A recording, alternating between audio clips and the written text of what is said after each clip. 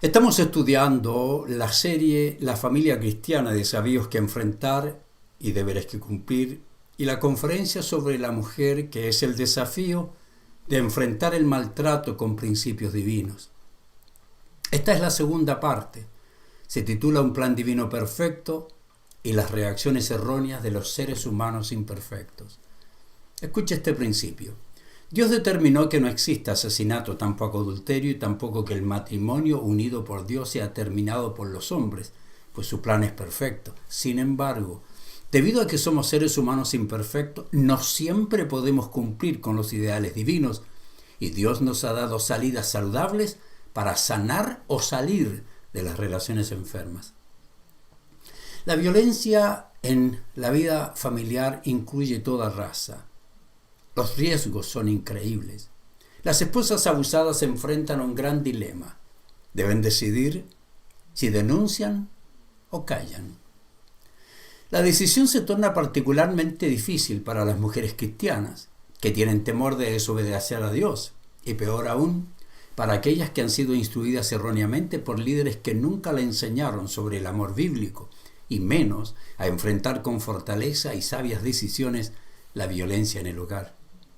Obviamente algunos líderes entienden que la violencia rompe el diseño, pero no entienden que rompe el pacto divino. Y cuando se rompe el pacto divino, necesitamos enfrentar el problema. Algunos líderes no entienden su obligación, no entienden que aunque el cuerpo de Cristo está llamado a modelar la compasión de Dios hacia las mujeres abusadas, la compasión no puede ser definida fuera de los límites del amor. Dios diseñó el matrimonio para que fuera una relación de pacto por medio del cual los cónyuges se comprometen delante de Dios, de sus líderes eclesiásticos, de la familia y delante de las autoridades civiles, a desarrollar una relación de amor, de respeto. Dios exige que en esa relación de pacto ambos cónyuges desarrollen compañerismo, intimidad espiritual, emocional, física, que se mantengan dentro de los límites establecidos por Dios y que ordenan la práctica del amor al estilo divino. Por el contrario, la Biblia nos enseña que ese pacto de amor es quebrantado por el abuso y la negligencia. Y cuando esto sucede, tenemos que tomar acciones. ¿Por qué? Porque cuando se rompe en forma irrespetuosa el pacto, se necesita tomar sabias decisiones que puede incluir la separación y aún divorcio como una protección bíblica y legal para la víctima. Sin embargo, todas estas decisiones son complejas. Deben ser tomadas con asesoramiento bíblico, psicológico, espiritual, porque requiere apoyo físico, emocional y espiritual. Requiere de una confrontación. Requiere que hagamos las cosas bíblicamente y requiere que el cuerpo de Cristo apoye a las personas que están enfrentando estas situaciones y que las congregaciones aún designen fondos, un plan de acción para crear ministerios de instrucción, para preparar consejeros, para entrenar a las personas para la confrontación y defensa de la familia, que brinde la protección que Dios demanda. El plan divino es perfecto, los seres humanos somos imperfectos. Dios determinó que el matrimonio sea para toda la vida, pero que exista respeto, amor, no que exista violencia y maltrato. Las intenciones de Dios para el pacto en el matrimonio están incorporadas en el contexto de una relación de pacto. Se desprenden del pacto en el Antiguo Testamento. Allí vemos primero que es una relación íntima, ordenada por Dios. Segundo, se ordena que no sea un familiar para el matrimonio. Tercero, se ordenaba que existan serias obligaciones entre los que celebraban el pacto y el Dios que lo exigía. Y cuarto, que debía exigir un juramento. Y en Génesis 2:24, el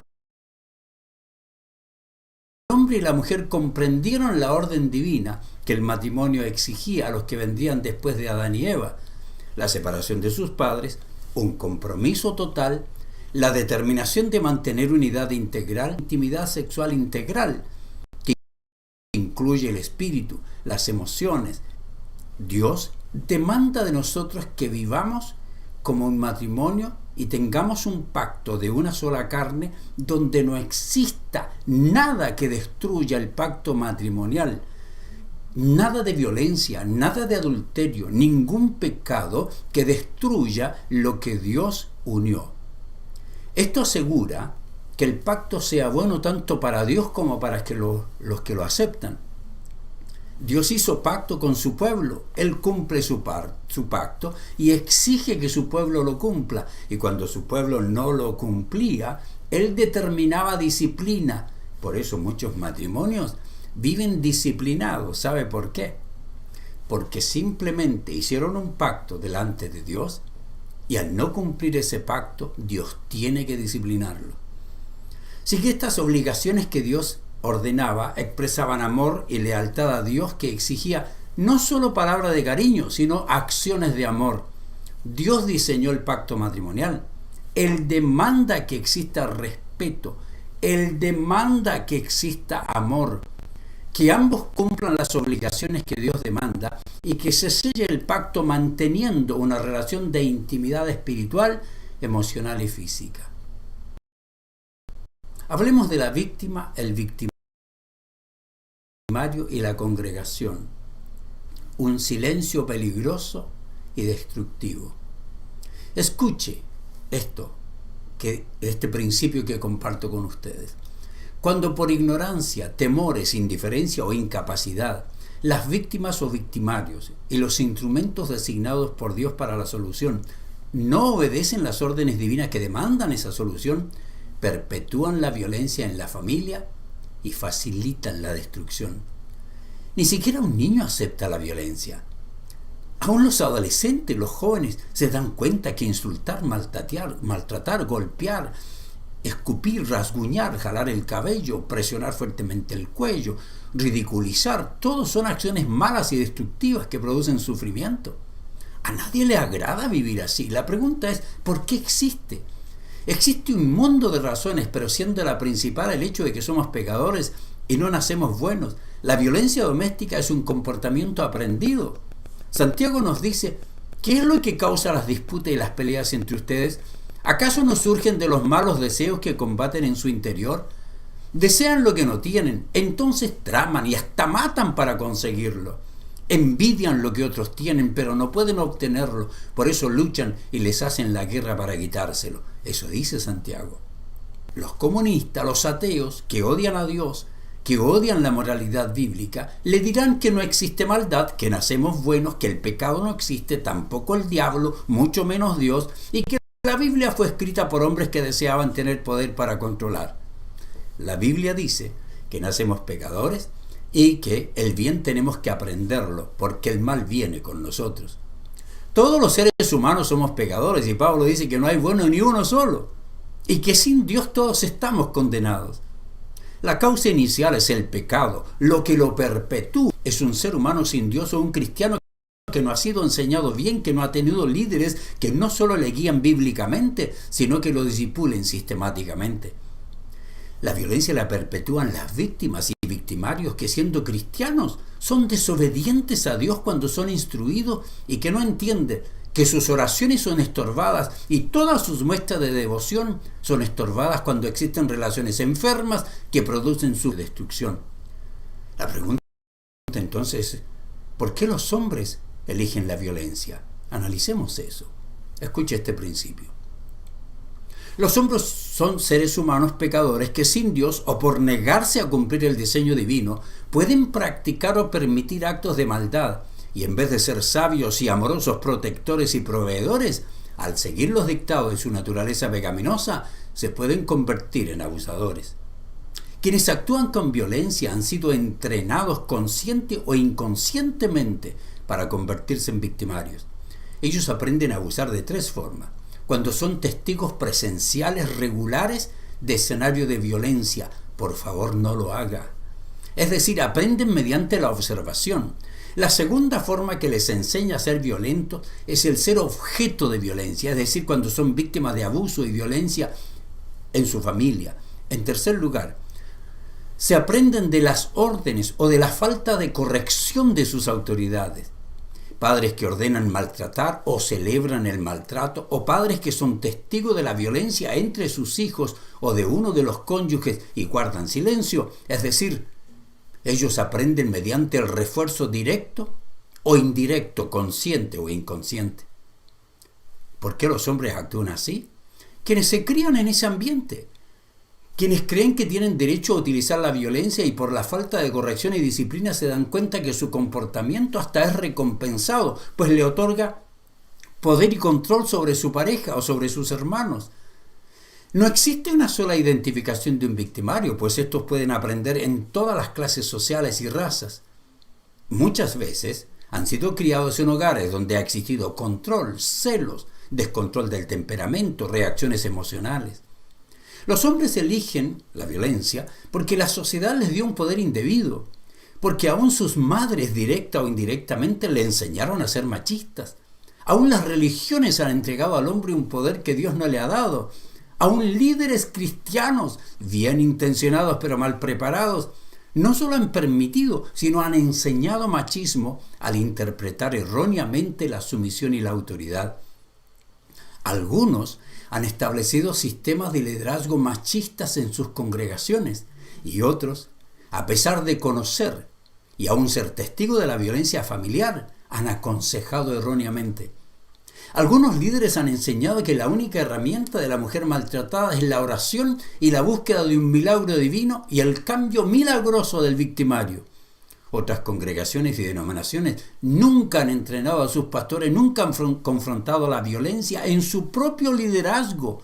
Y otros no han disciplinado a los que se mantienen cometiendo esos pecados. Debido a que generalmente los hombres somos más fuertes que las mujeres y que tendemos a usar el poder y no la razón para enfrentar los problemas y las amenazas, al sentirnos en ventaja podemos tener la tendencia a ser abusadores. Otros hombres abusivos fueron enseñados directa o indirectamente por sus padres o por sus madres que aguantaron el problema sin enfrentarlo con sabiduría. Otros aprendieron por medio de las conversaciones y la forma de referirse a las mujeres. Algunos padres minimizaron, ridiculizaron, menospreciaron el rol y la dignidad de la mujer. Y el lenguaje revela su actitud hacia el lugar de la mujer en la sociedad. Otros hombres fueron criados por padres involucrados en el alcoholismo y o la drogadicción, y debido a su falta de valores, su errónea moralidad, el descontrol que producen los vicios, no solo son testigos, sino que practican comportamientos destructivos. Un hombre abusivo que bebe o usa droga tiene dos problemas distintos. Uno es el abuso de sustancias y el otro es el abuso de las personas. Ambos deben ser tratados. Otra pregunta: ¿por qué las mujeres eligen permanecer soportando? Escuche este principio. Las mujeres que no conocen o no desean cumplir el diseño divino para las relaciones matrimoniales hermosas y saludables pueden actuar con violencia o permitirla y mantenerse en relaciones matrimoniales enfermas. También existen diferentes razones por qué las mujeres se quedan con hombres que abusan de ellas. Una de ellas, la vergüenza de que otros, especialmente la familia o en su congregación, sepan de los problemas que están enfrentando. El miedo y la vergüenza siguen impidiendo que muchas mujeres denuncien la violencia y por ello los datos recogidos son inconsistentes. La violencia contra la mujer destroza vidas, rompe comunidades, detiene el desarrollo. Ellas son parte vital de nuestra sociedad, nuestra congregación y familia. La violencia a las mujeres ha existido siempre. Lo más grave es que nos hemos acostumbrado a ella y la vemos como algo normal. Algunas llegan hasta el extremo de decir que no quieren hacer conocer su situación porque están protegiendo el testimonio de sus maridos, especialmente si son líderes en una congregación. Algunas no denuncian porque no tienen apoyo de su familia. Las personas ajenas a la familia dudan en interferir incluso cuando sospechan que se está produciendo un abuso. También evitan interferir a algunos miembros de la familia. Muchas veces la familia extensa niega que existe abuso o por lealtad al abusador y con fin de proteger la imagen de la familia no denuncian. Algunas personas todavía argumentan erróneamente que la intervención de fuentes externas pone en peligro la santidad del hogar. Sin embargo, el abuso y la agresión no son menos graves cuando ocurren dentro de la familia. Tampoco denuncian las mujeres la violencia, las que han las que ya han hecho una denuncia, y en sus países las autoridades no hacen nada. Por ello pierden la confianza en el sistema de justicia penal y no creen que recibirán ayuda. También cuando han denunciado a sus pastores y sus pastores no hacen nada.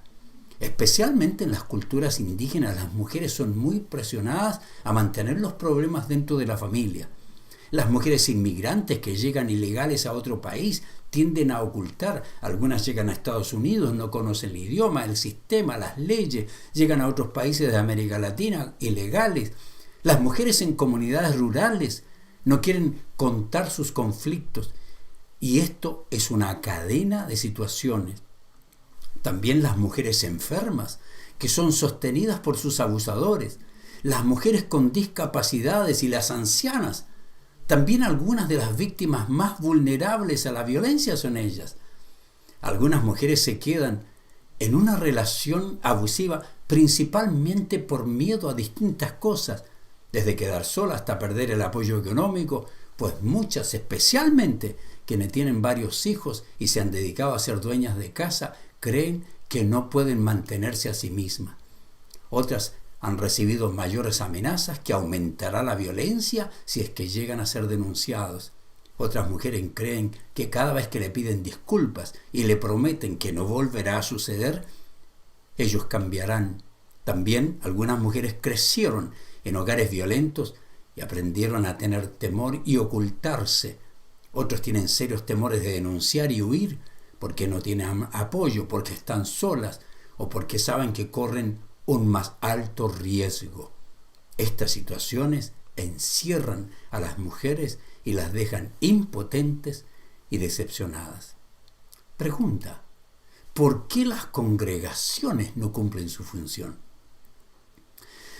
Escucha este principio. Los líderes de las congregaciones, por falta de conocimiento o desinterés, pueden permitir ser víctimas o victimarios de violencia familiar y pueden no instruir a los congregantes y no confrontar ni disciplinar la vida de desobediencia manifestada en actos de violencia. La principal razón de que existan tantas congregaciones donde no se toca el tema, no se enseña sistemáticamente, no se ofrece consejería real y profesional y no se confrontan las situaciones hasta las últimas consecuencias, es porque muchos líderes no tienen estudios formales, no han cursado más allá de la educación primaria, muchos no han estudiado teología formalmente en un instituto bíblico, peor aún. La mayoría de los pastores, aun aquellos que han estudiado teología, no han recibido cursos prácticos, una carrera de consejería familiar. Tristemente, existen denominaciones que no exigen que sus pastores se preparen, no ofrecen cursos, tampoco tienen reglamentos fuertes y bien claros que permitan disciplinar a líderes que están involucrados en la violencia. La Iglesia tiene la obligación de condenar todo pecado, la obligación de ayudar a todos los que denuncian pecados en su vida familiar, y su liderazgo tiene la obligación de invertir recursos para que todos los miembros sepan cómo enfrentar conflictos en sus relaciones familiares. La religión puede ser el mejor recurso de formación de los líderes de la familia para que sepan cómo actuar, cómo evitar la violencia y cómo enfrentarla. O, debido a las creencias sinceras de la gente, los líderes y sus consejos y predicaciones con mal fundamento bíblico pueden ser el peor obstáculo para las mujeres maltratadas. Debido a la mala enseñanza sobre sumisión y autoridad, algunos abusadores usan la Biblia para afirmar sus pecados y algunas mujeres usan la Biblia para justificar los pecados de sus maridos y pensar que su aceptación de su situación y su errónea espera en la actuación del Señor es un acto de amor. Nada más equivocado que aquello.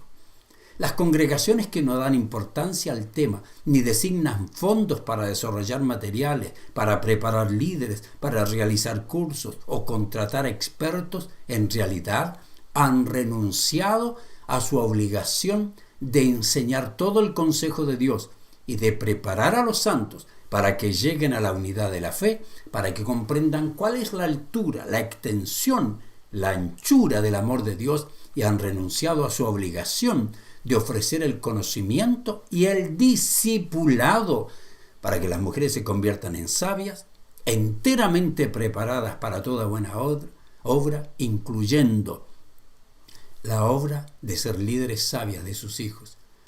Las congregaciones donde existen algunas o muchas familias experimentando violencia, si no son tratadas por los líderes, si los maltratadores usan versículos para convencer a sus víctimas que las perdonen, si las mujeres usan versículos para creer que tienen que estar sumisas a sus maridos en todo, aún a los actos de violencia, están equivocadas.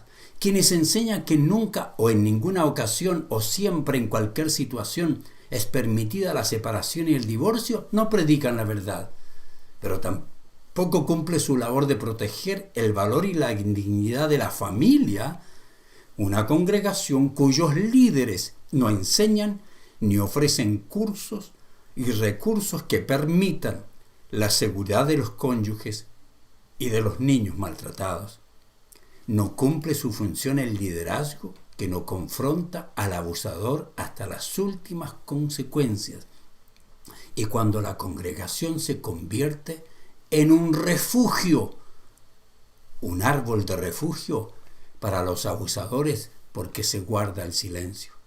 Los líderes tenemos la obligación de desarrollar materiales, ofrecer conferencias, llamar a las personas,